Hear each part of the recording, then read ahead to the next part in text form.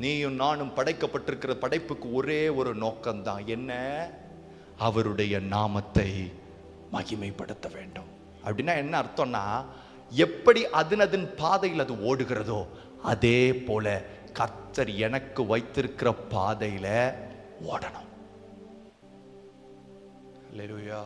பக்கத்துல பார்த்து சொல்லுது, கஷ்டமோ நஷ்டமோ, துன்பமோ துயரமோ, பசியோ பட்டினியோ, உனக்கு வச்சிருக்கிற ஓட்டத்துல ஓடுனா தான் தேவ நாம மகிமைப்படும்.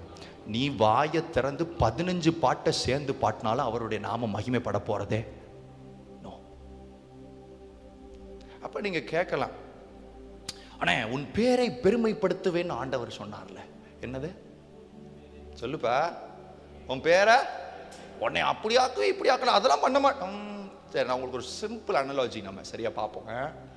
என்னை ஒரு 10 பேருக்கு தெரியும்னு வச்சுப்போமே.